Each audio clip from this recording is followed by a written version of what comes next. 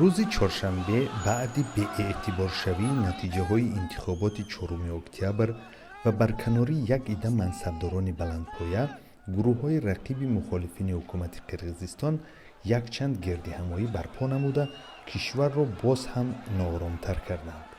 Ин гурӯҳҳо талош доранд нуфузашонро афзоиш диҳанд. ҳазорҳо нафар дар назди бинои ҳукумати Қирғизистон, ки бо номи Қасри Сафед маъруф мебошад, ҷамъ шуданд. гурӯҳи дигар дар майдони Алатауи Бишкек гирдиҳамоӣ ташкил карда, талаб дар миён гузошт, ки ҳукумати ояндаи Қирғизистон аз ҳисоби сиёсатмадорони ҷавон ташкил шавад. 2 дня назад мы были здесь на митинге. У нас наше требование было то, гурӯҳе пешниҳод кард, ки соҳибкор Тилек Тоқтоғозиев сарвазири нави ин кишвар таъин гардад. ин гурӯҳ номзадии Содир Ҷапаровро рад кард. эътирозгарон Ҷапаровро 6 октябр аз зиндон берун карданд ва пас аз чанд соат вакилони парламент ӯро ба мақоми сарвазир пешбарӣ намуда буданд.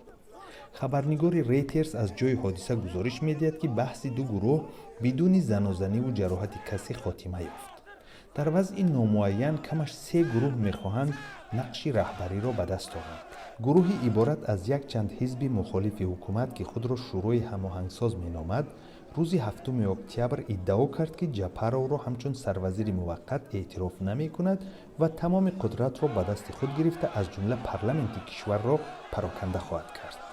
гурӯҳи дигар худро шӯрои ҳамоҳангсози мардумӣ меномад, ки дар он 5 ҳизби дигари мухолифини ҳукумат ҷамъ шудаанд. раҳбарони онҳо ягон мақоми раҳбарии ҳукуматро дар ихтиёр надоранд ва билохира ҳизби Отаҷурт аст, ки талош дорад Содир Ҷапаровро дар мақоми сарвазир барқарор кунад.